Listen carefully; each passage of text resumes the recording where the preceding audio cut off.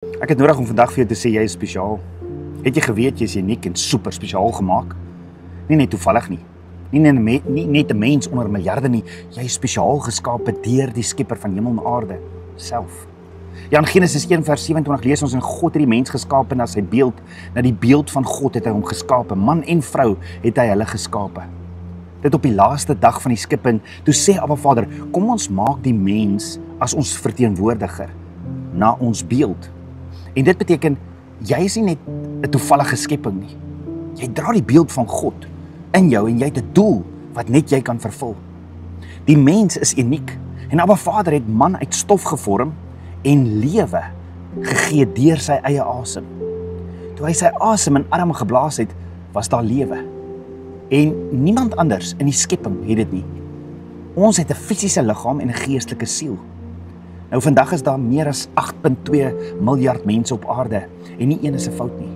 Elke mens het 'n spesifieke plan en 'n droom van Abba Vader. Hy het 'n droom net vir jou, soos Jeremia 1:5 ons leer. Maar dink gou daaroor. Niks wat 'n Vader geskape het was sonder doel nie. Selfs die mooi blomme in die tuin is nie net vir die oog nie, hulle het 'n spesifieke doel. Ja, sekere insekte kan net sekere kleure sien. En Abba Vader het die blom se kleur geskep om dit vir hulle aantreklik te maak. Alles het 'n spesifieke funksie, 'n spesifieke doel. So hoor gou-gou. Die grootste tragedie in die lewe is nie die dood nie.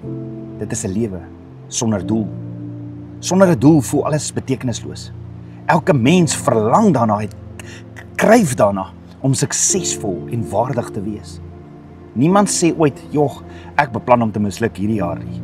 Nee, Abba Vader het jou gemaak met 'n skepingsdoel. Jy's nie toevallig nie. Ja, alles in sy skepping funksioneer ook perfek. Ek meen 'n voël is gebore om te vlieg. 'n Vis daar in die see om te swem. 'n Saad in die grond om 'n boom te word. En as die kleinste detail in Abba Vader se skepping doelbewus gemaak is, hoeveel te meer is jy nie waardevol vir hom en spesiaal nie. En ek het nodig om vandag vir jou te sê, jy is nie net gemaak nie. Jy is doelbewus gemaak. Jy het betekenis. Jy het waarde. Jy het 'n droom wat net jy kan vervul. Kind van die Allerhoogste, onthou vandag, jy is uniek. Jy is geliefd. Jy is spesiaal. Jy is gemaak om sy beeld te dra, die Skepper van hemel en aarde se beeld te dra. En die plan wat hy vir jou het, te vervul, wat net jy kan uitvoer. Jy is belangrik vir hom. Jy is uniek, jy is kosbaar en niks in jou lewe is ooit te vergeefs nie.